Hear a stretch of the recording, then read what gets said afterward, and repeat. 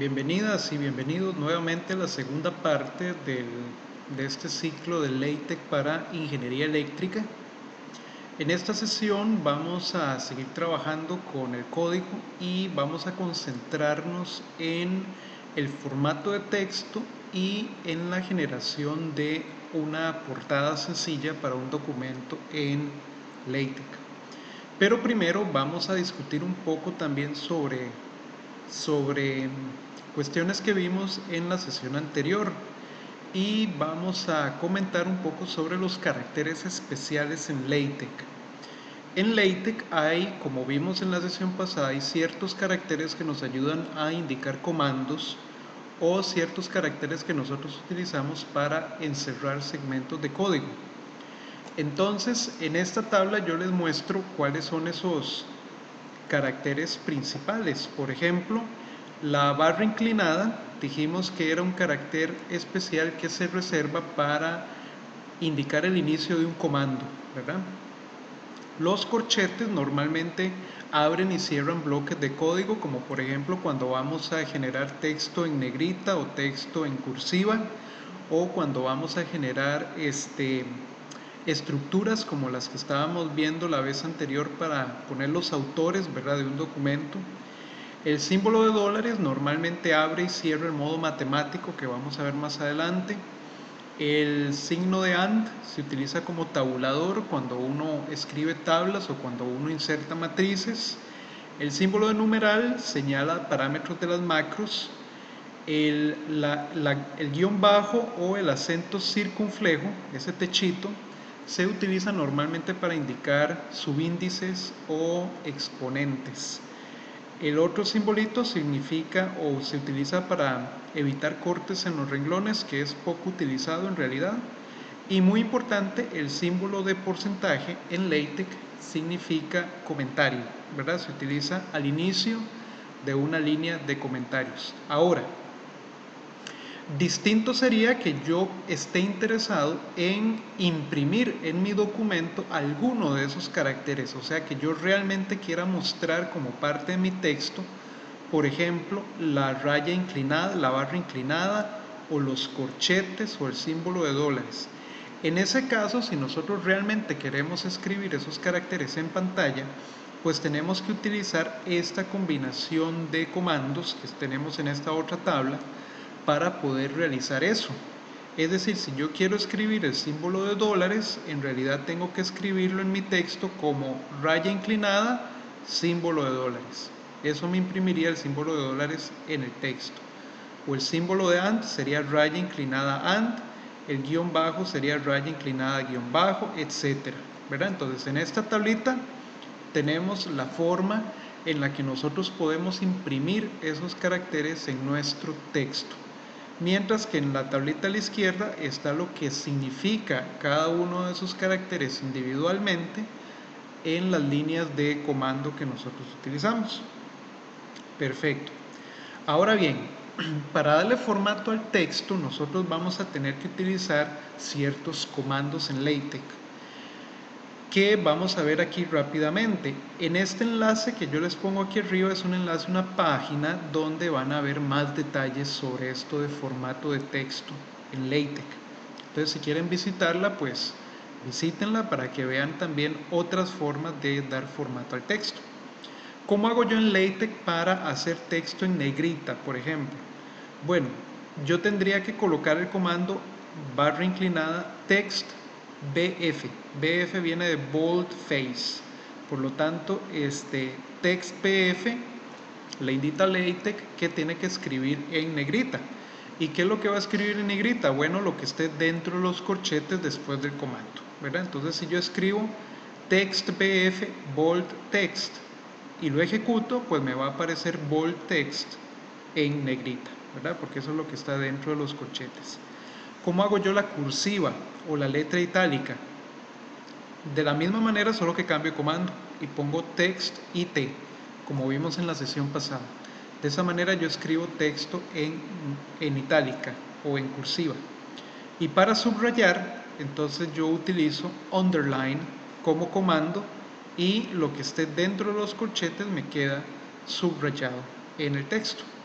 ¿verdad? En realidad muy sencillo, pero tenemos que ir pues conociendo esos comandos para poder hacer formato de texto.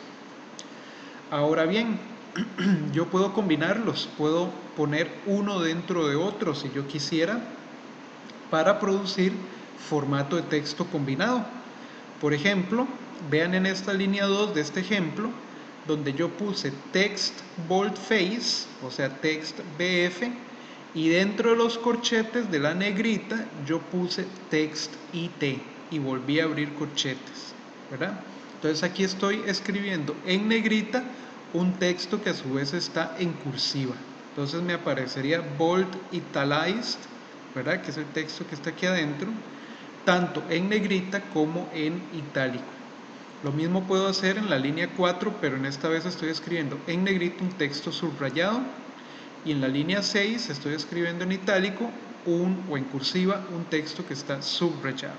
Bueno, entonces aquí veríamos los resultados de la ejecución de estas tres líneas de comando. Y así como se pueden anidar 2, se pueden anidar 3, se pueden anidar 4, podemos hacer comandos de LaTeX anidados para dar formato a nuestro texto. Eso no es ningún problema. Vean, por ejemplo, otros tipos de formato que le podemos dar al texto en LaTeX y que normalmente no están disponibles fácilmente en otras herramientas. Por ejemplo, el slanted underline, ¿verdad? Este comando text sl sirve para crear como una especie de texto cursivo, ¿verdad? Pero que es un poquito como más elegante, si se quiere. Es decir, es otra forma de ver el texto cursivo. El text sc como comando significa small capitalized, que lo que hace es escribir el texto con letras mayúsculas, como está aquí abajo. Y vean que aquí estoy poniendo el small capitalized junto con el subrayado, ¿verdad? Y puedo hacer lo mismo pero en negrita. Eso es digamos, un tipo de letra interesante que nos puede servir para hacer ciertos títulos o resaltar ciertas cosas en el texto, ¿verdad? Pero entonces viene de small capitalized y entonces escribe todo en mayúsculas, excepto que las letras mayúsculas que ponemos al inicio las escribe un poquito más grandes. Y ahora, en LaTeX, el control del tamaño del texto sí es bastante diferente al que nosotros normalmente utilizamos en otras herramientas.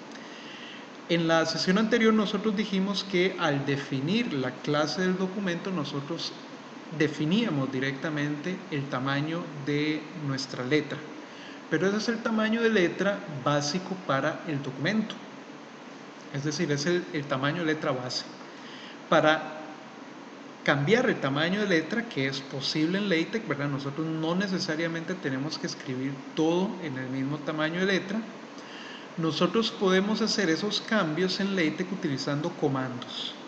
Por ejemplo, está el comando tiny, el comando script size, el comando footnote size, small, normalized, large, large, large, huge y huge, ¿verdad? Y cada uno de estos comandos se utiliza con corchetes, de tal manera que lo que yo encierro en corchetes pasa a tener ese tamaño en cuestión, ¿verdad? Entonces el texto se puede hacer más grande o más pequeño en relación con el tamaño base que nosotros indicamos al inicio.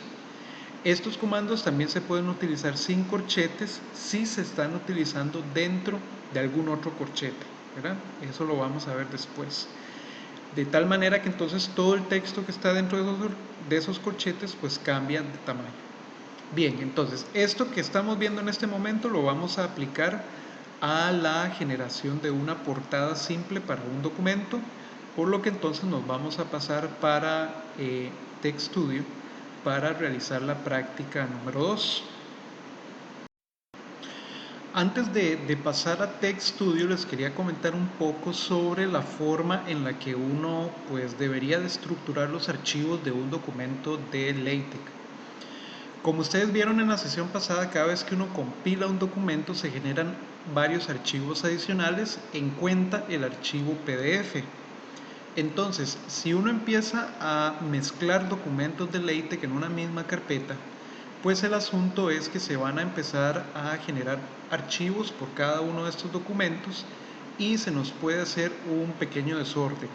Además, en LaTeX nosotros tenemos que incorporar dentro de cada carpeta donde tenemos documentos todos los archivos que nosotros estemos usando dentro de esos documentos. Por ejemplo, imágenes o por ejemplo referencias o archivos de referencias. Entonces, lo que yo les aconsejo es crear una carpeta para cada uno de los documentos que ustedes van a manejar en LaTeX, de tal manera que todos los archivos relacionados con un documento estén juntos dentro de una misma carpeta y no mezclados con archivos de otros documentos que nos hagan más difícil saber qué archivo va con qué documento. Entonces vean, por ejemplo, que yo en esta carpeta tengo dos documentos por el momento.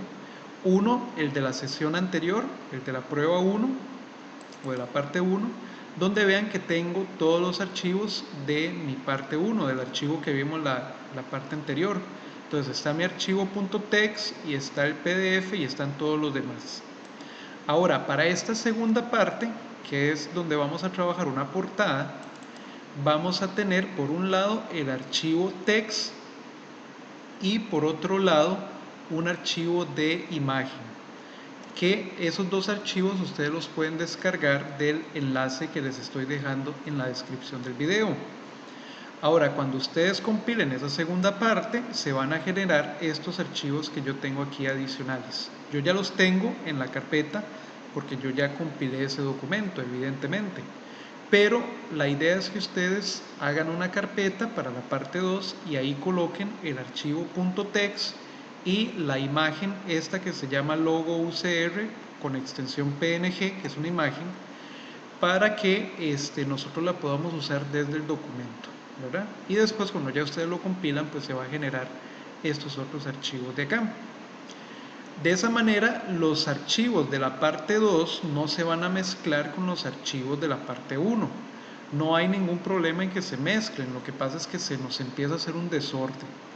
Y hay archivos o documentos de LaTeX que llegan a necesitar muchos archivos, por lo tanto se nos puede hacer de verdad un desorden bien difícil de manejar. Entonces, en la descripción del video ustedes bajan esos dos archivos para la parte 2 y mi recomendación es que ustedes los coloquen en una carpeta aparte, digamos, le pueden dar ese mismo nombre, para que no se mezclen con los de la parte 1 y no se mezclen con los archivos de las demás partes que vamos a trabajar. Ok, y ahora ya cuando ustedes tengan esos dos archivos, vamos a ir a TextStudio para abrir el archivo de código. Listo, ya estoy entonces en TextStudio y lo que vamos a hacer es abrir el archivo de código correspondiente al documento que vamos a trabajar en esta segunda parte. Entonces me vengo aquí a abrir, busco mi documento parte 02-portada.text y le digo open. Listo, entonces vean que aquí me aparece el archivo de código, que es muy parecido al que hicimos la vez pasada, pero le agregamos unos cambios adicionales. Vean, por ejemplo, que en el preámbulo ya no me aparecen los detalles de título del documento que nosotros usamos en la sesión anterior. Y esto es porque yo voy a sustituir, o yo quiero sustituir ese título que hicimos la vez pasada, la quiero sustituir por una portada. Una portada que me abarque toda la primera página del documento.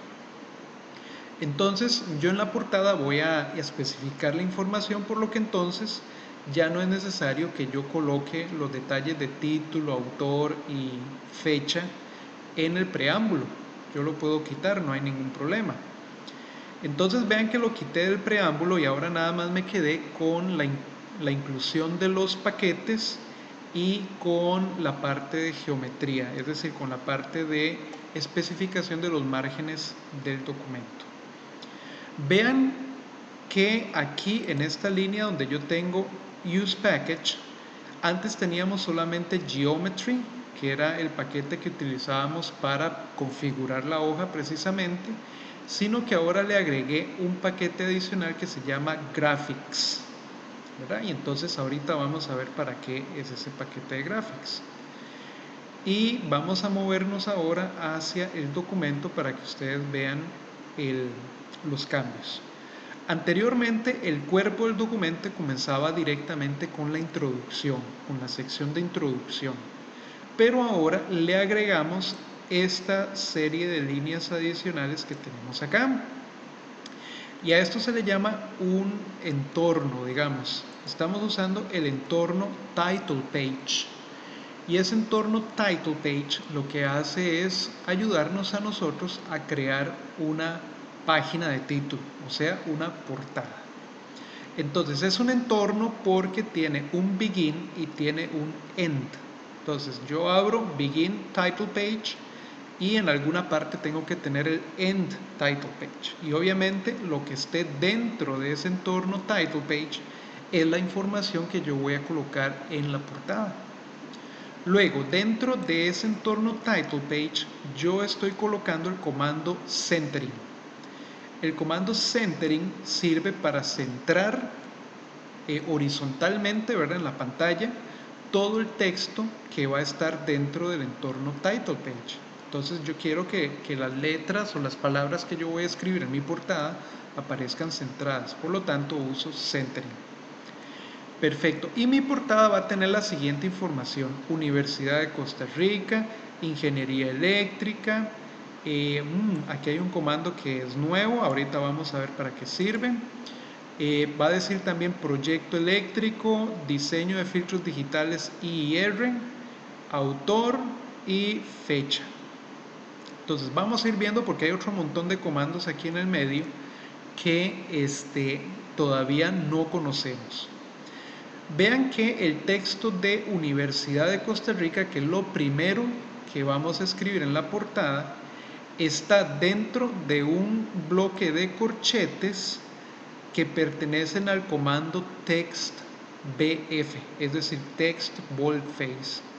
¿Qué significa eso? Bueno, pues que el texto Universidad de Costa Rica me va a aparecer en negrita, ¿verdad? Yo quiero que me aparezca en negrita. Y dentro del comando boldface o del comando de negrita, yo estoy incluyendo el comando large. Es decir, Universidad de Costa Rica me va a aparecer en un carácter más grande del usual y me va a aparecer en negrita.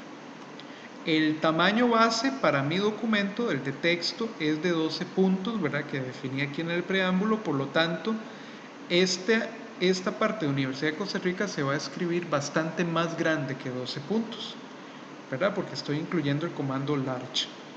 Ahora, en la clase anterior también habíamos utilizado la doble raya inclinada o la doble barra inclinada y no dijimos para qué era. En realidad, la doble barra inclinada fuerza a LaTeX a cambiar de línea, es decir, se va para la línea de abajo.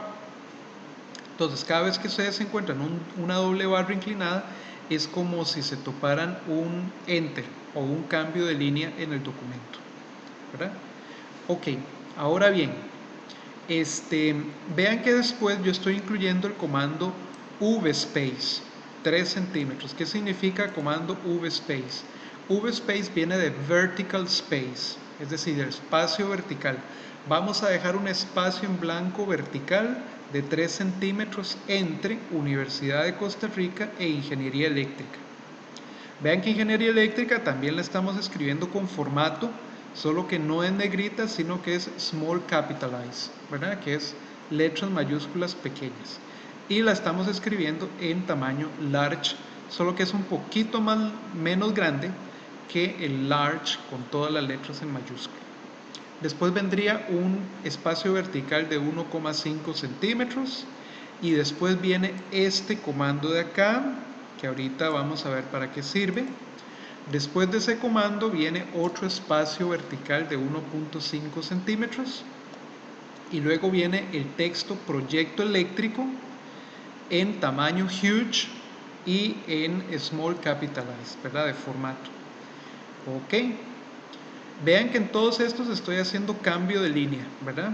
Hay doble barra aquí, doble barra acá, doble barra acá y doble barra acá. Eso es para forzar al cursor a cambiar una línea hacia abajo. Después del proyecto eléctrico incluimos otro espacio de 3 centímetros en blanco ¿verdad? Con el mismo comando vspace. Después vendría diseño de filtros digitales IR, que es el título del reporte. Lo estoy escribiendo en cursiva y en tamaño large, perdón, con control Z ahí cometí un error, en tamaño large con minúsculas. Ok. Luego viene un comando diferente que se llama vfill y vean que ese no tiene nada entre corchetes.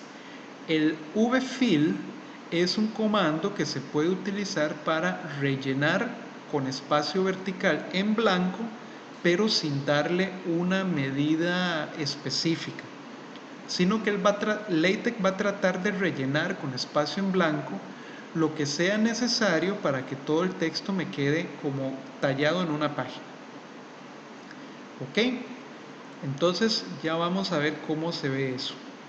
Y después del vfill vamos a colocar autor en tamaño large, José Joaquín Rodríguez Celedón en tamaño large, y después viene otro vertical fill o vfill, y finalmente la fecha en tamaño large.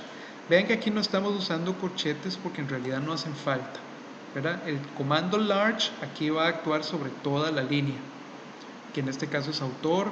Después va a actuar sobre toda la línea que sigue, que es el nombre José Joaquín Rodríguez Celedón, y después sobre la fecha.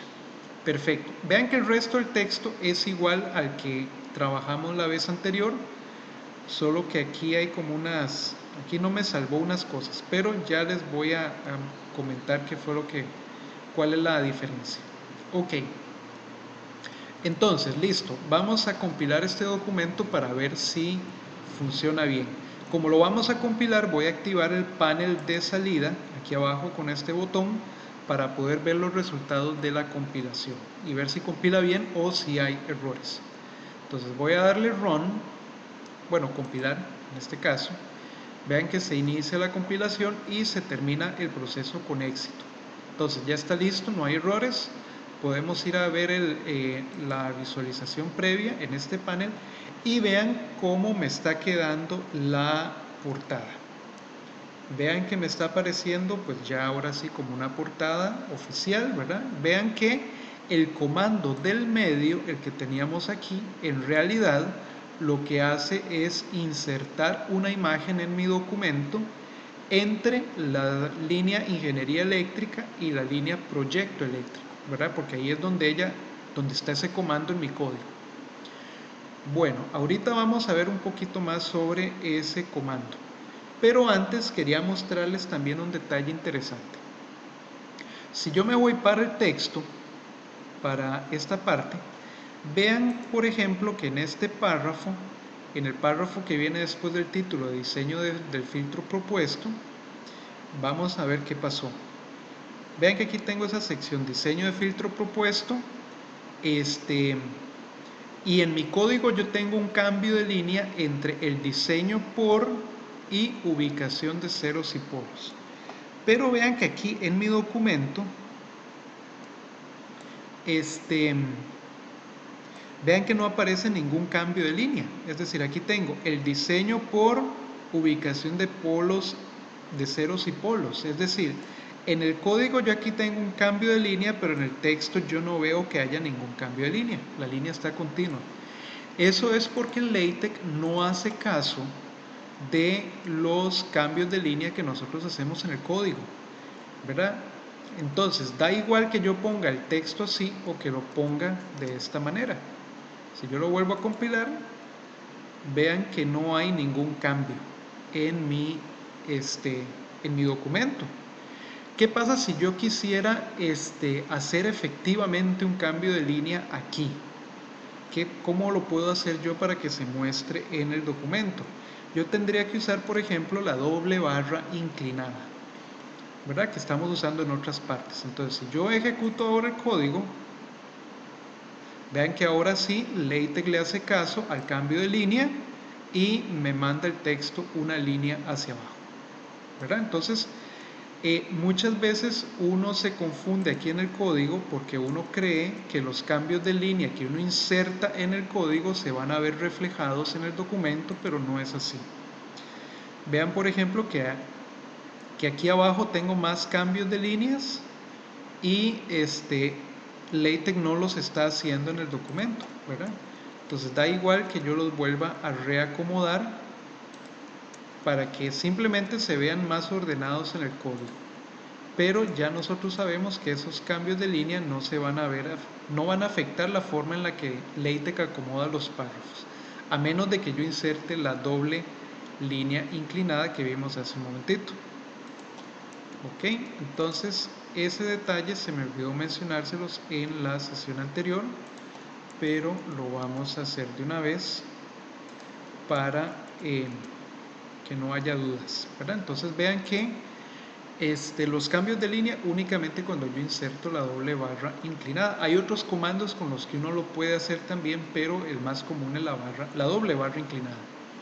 Ok, entonces ahora devolvámonos a la portada y veamos algunas cosas.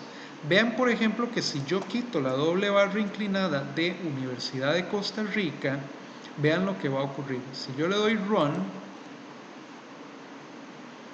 obviamente no respeta el cambio de línea que yo estoy colocando aquí, sino que me coloca de manera seguida Ingeniería Eléctrica y Universidad de Costa Rica.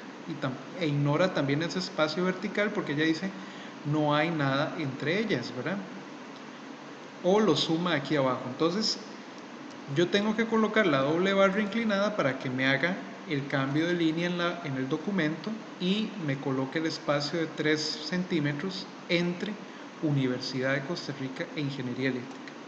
Ok, ahora sí, conversemos un poco sobre este comando que tenemos acá y que tiene que ver con esta imagen que nosotros insertamos. Recuerden que cuando nosotros vimos la carpeta del documento, ya nosotros teníamos un archivo en esa carpeta que se llamaba logoucr.png.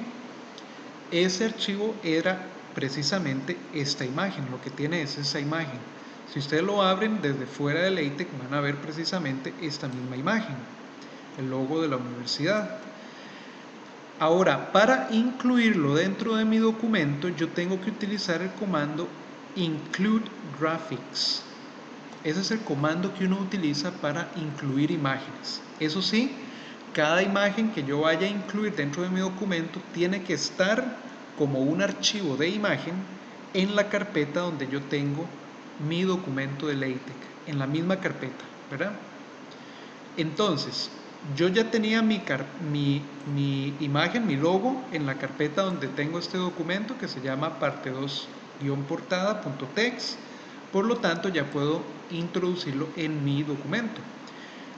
La otra salvedad es que para poder utilizar el comando include graphics, yo necesito tener el paquete graphics incluido dentro del preámbulo de mi documento. Vean que si yo quito graphics de mi preámbulo, el TextStudio me subraya el comando include graphics en anaranjado o en rojo.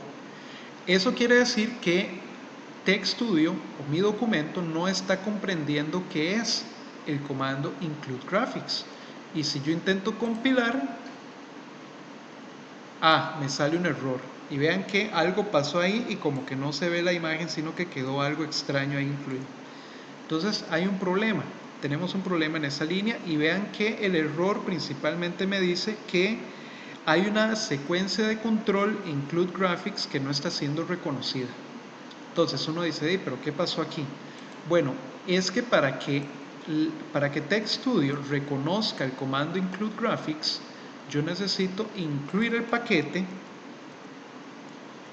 graphics y vean que cuando yo empiezo a escribir un nuevo paquete en el comando o en la línea use package, el TextStudio me sugiere paquetes que yo ya tal vez tengo instalados. Entonces yo puedo marcar aquí graphics, le doy doble clic y listo. Entonces debería de compilar ahora bien porque el comando include graphics está incluido dentro de este paquete y como ya estoy incluyendo el paquete en mi documento, pues entonces ya no habría problema.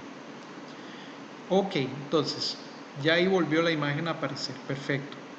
Ahora, ¿qué más tiene ese comando? Ese comando tiene dos cosas. Es decir, tiene un código entre paréntesis cuadrados y después tiene un código entre, control Z, después tiene un código entre corchetes. Bueno, la parte que está entre corchetes fácilmente se reconoce, es el nombre del archivo que yo voy a incluir, ¿verdad? Entonces, y tengo que incluirlo con extensión. Entonces, yo incluyo logo ucr.png porque ese es el nombre del archivo con la imagen que yo voy a insertar. Entonces, entre corchetes, en el comando include graphics, siempre colocamos el nombre del archivo que vamos a incluir.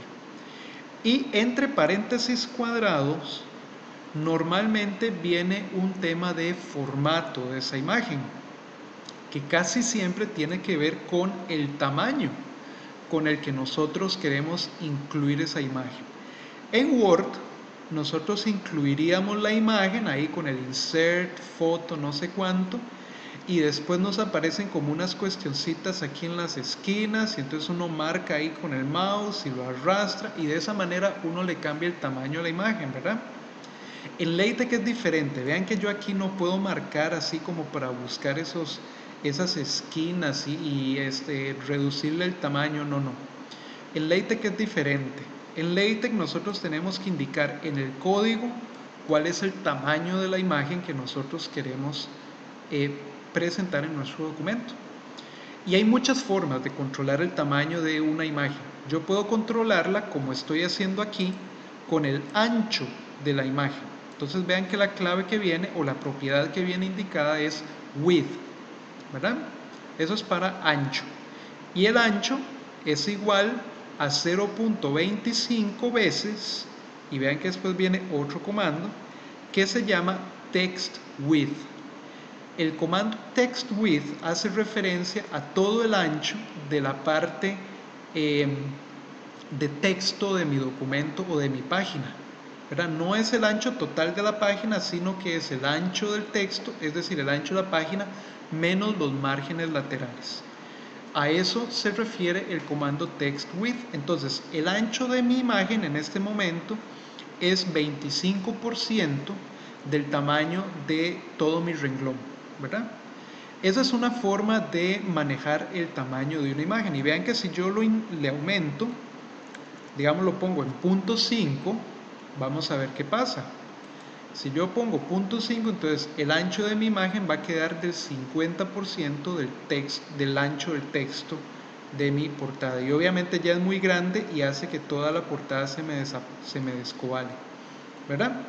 Entonces es muy grande, ya no nos sirve. Voy a reducirlo, digamos, a 0.3 y voy a probar. Ok, vean que en 0.3 pues ya me queda un poquito más grande y la portada me cabe bien.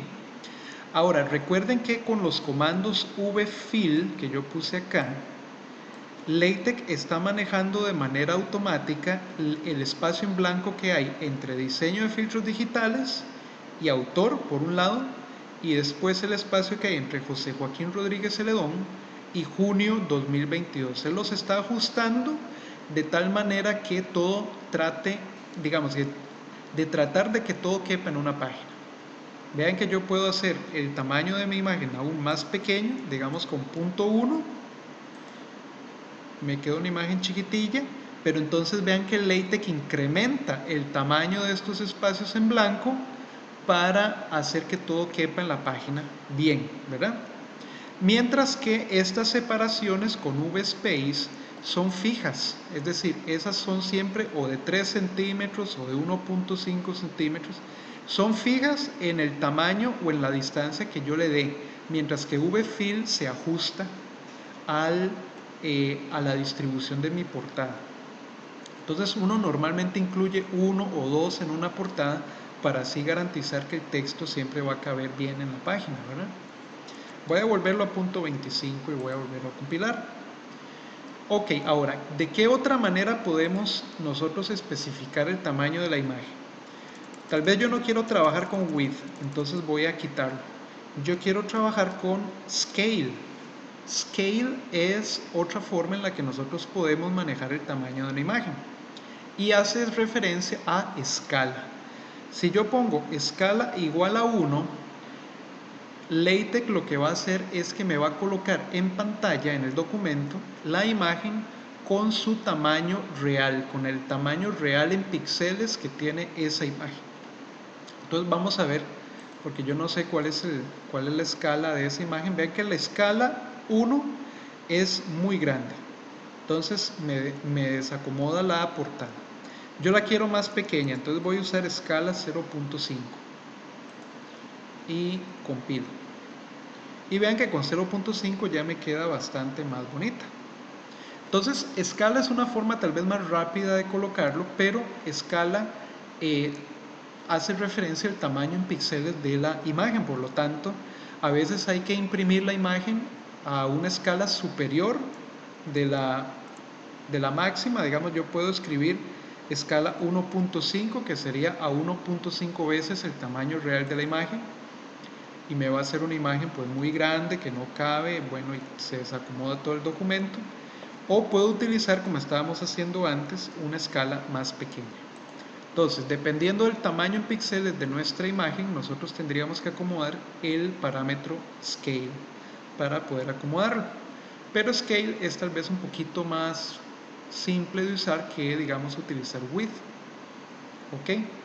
Entonces, básicamente eso era lo que quería comentarles a ustedes en esta sesión. Vean que ya tenemos una portada. El texto siguiente, vean que se acomoda de manera automática a la siguiente página, porque él sabe que el entorno title page ocupa una página. Ahora, este title page obviamente es normal, se coloca normalmente al inicio del documento porque es una portada. Perfecto, entonces ya vimos bastantes cosas por hoy, por este video, y entonces nos veríamos en una siguiente sesión para seguir tratando otras cosas que también podemos hacer en nuestros documentos con LaTeX. Recuerden que este documento queda entonces en una carpeta en la nube, y el enlace se los dejo en la descripción del video. Perfecto, entonces nos vemos en una siguiente sesión. Gracias.